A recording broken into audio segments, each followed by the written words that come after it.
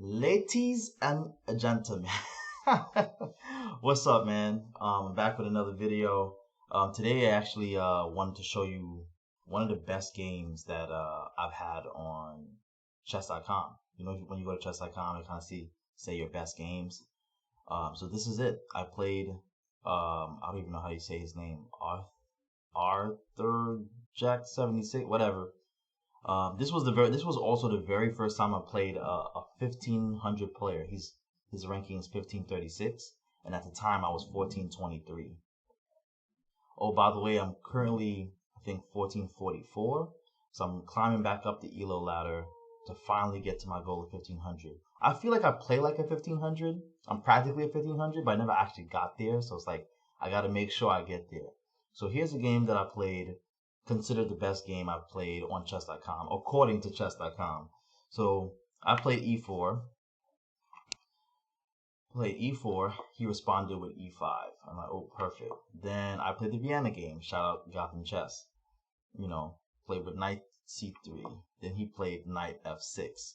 Automatically, I'm like, oh, this person's about to lose because once you play knight f6, the Vienna gambit happens with f4. But he didn't take it. But I knew that I can take back, and then when he takes, I will play d4, forcing the knight to then move. And then when he moved, which was interesting, most people move back. Like most people move back from here over back this way, but he moved this way. I don't think I've experienced someone moving this way, but it's kind of nice to kind of have your knights on the king side because his idea is probably to develop over here or here and then castle. So it didn't really matter. I pushed a pawn to e5, attacking the knight. So in the Vienna gambit, what happens here, right, is that the knight has to move, and these are the only squares it could actually go. And if he goes here, he gets eaten by this knight. If he goes here, he gets eaten by this knight. And then these two squares are protected by the queen. Boom. So he can't go anywhere. He can't go here. He can't go here. Obviously, he can't go here or here. So he's forced to go back to safety. So it's kind of like the move is really good because it like undevelops a piece, the knight. So to be safe, the knight had to go back. You know what I'm saying? And he didn't go back. He was pretty smart. He decided to pin this pawn to the knight. So immediately I did the same thing. Like, up, queen. Now what? And then he took with the knight. So I'm like, wait, what? You took? So I took with the pawn. And then he pushed. But I'm like, in my head, I'm like, okay, you take here with the pawn. Then I took. A pawn for a knight is great. And then he pushed this. I'm like, why would you do that? I'm just going to take your other knight. And then he trade queens. I used the opportunity to develop my bishop to e2. And then he took. And then now that he took there to f6, he just so normally most people castle on the king side. You can castle king side or queen side if you don't know. So him opening up the king side and means that he may no longer. It's not a good idea to castle on the king side when you just open up your pawn. Not to mention him taking here now created double pawns on the same file. So that's not good. It's a disadvantage because you want pawns in every file because they protect and are better when they chain together. They can control and block stuff on different files. So when you're on the same file, if you have to move one, it's just slower. It's just bad. It's just bad. So he did that. I developed naturally. He develops naturally. And then I saw a fork, so I'm like, oh, I'm gonna go for the fork. But I knew that he was gonna castle. He didn't castle. What? Why did he not castle? Like I just felt like, yo, why didn't you just castle? But I guess if he had castle here, then he loses a pawn. So instead, he just moved down to protect his c7 pawn. So then I just developed naturally. This is kind of nice because you have two bishops kind of sort of in the middle, and it's kind of beaming here. Oh, sorry. It's kind of beaming here. And then this one is kind of beaming here as well. Despite my knights are blocking this one, but whatever. He attacks the knight. I move back attacking the bishop because at this point I'm up 4 points of material. So, you know, for me, trading is great. So I'm just like, I'm trying to trade. He attacks. I just castle. You know what?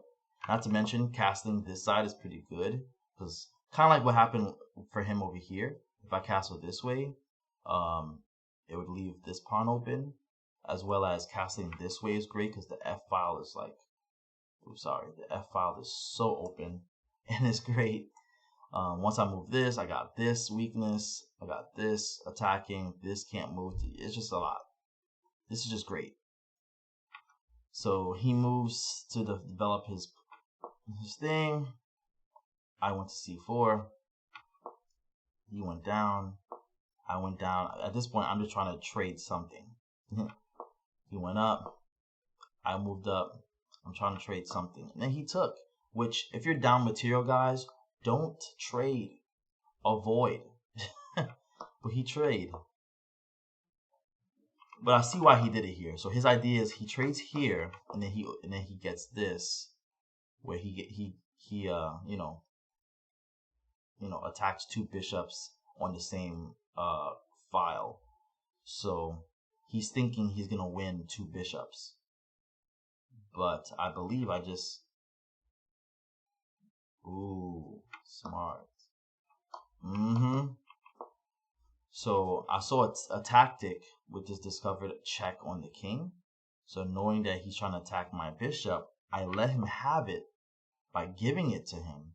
And when he took, I then used the discovered check to win the rook. Because he has to move out the way, and then I get the rook. So in a way, it's like I got the rook for the bishop. So he kind of messed up there. Then he tried to attack me, but it was just like, why? I just took it. Then there's a pin. But no worries. Trading at this point is like great, you know. Then he moves, you know. At this point, it didn't really matter. Take. I have a bishop, and all his pawns is on the light squares, and my bishop is light square, so it's like perfect. Just grabbing every pawn, and then he's trying to gobble up my pawns. So at this point, I'm like, go ahead, gobble up all my pawns. I'm gonna get a queen, and here's where he quits. So that was a pretty good game. That was a pretty good game. Where was the, so his first mistake was falling for the Vienna Gambit by playing knight f6. I did the Vienna Gambit. It doesn't matter. If he took it, it was even worse, but doing that doesn't matter. His second mistake is this, when he takes with the knight. I didn't think he had to do that, to be honest. I just feel like, why did you do that? You just lost 2 knights. And then he traded and then doubled up his pawns. You know what I'm saying? It's so crazy. Because like if he had done something else than take here, could have been something way better. And then given that he lost 2 knights like this, you don't trade queens. Because in this case, what he did was he traded queens, allowing me to take back and developing my piece and protecting my king at the same time. What he should have done was use the opportunity to develop another piece, and then wait for me to probably take him, which most likely I would, since I'm up to wait for me to take him. But I guess in this situation, what he probably should have done was just do this, and then if I take, he does this, so he develops a piece. And I don't think he'll castle this way, but at least you develop a piece, you block your king, and then next will probably be this, and then castle, But he didn't. He took, and that's pretty much what made him lose the game, essentially. Let's see what another mistake he did. Yeah, another mistake here is taking. If you're like I said, if you're down material, don't take pieces. Just save your pieces as best as possible. Only take when like it benefits you, and even then, make sure it's worth the take. Like if you can get like a knight and a bishop for 1 bishop, just do that. But don't take if you're just gonna trade equally. So he trade. I'm like, okay, no problem. Found the tactic. This is where once he see me do this, he shouldn't have taken it because he just lost. You know, but maybe he saw this. Maybe he saw that he can do this. I move, he take, I do this, he does that, I take, and then maybe he saw this pin here. So he did this on purpose, allow me to take here, and then he pinned my rook. And that's when I just double up the rooks, take. It's like, all right, you got the rook back, but I'm up, a knight and a bishop. So yeah, so this was according to chess.com, this was my best game that I kind of wanted to share with you guys. And it was so beneficial that after I traded rooks, my bishop was literally on all the squares. It's just crazy. And then pretty much I made him gobble up all my pieces, wasting time so that I can get my queen. Yeah, at that point it was over. I have a bishop, I got a queen, the check, it'll be a check right here, beaming down, and because of this check, he can't escape, come out here or something. He's kind of stuck in here. Once I check him, he moves, I can come in here, bring my queen in. Yeah, these pawns ain't going nowhere. Bishop and my king, nah.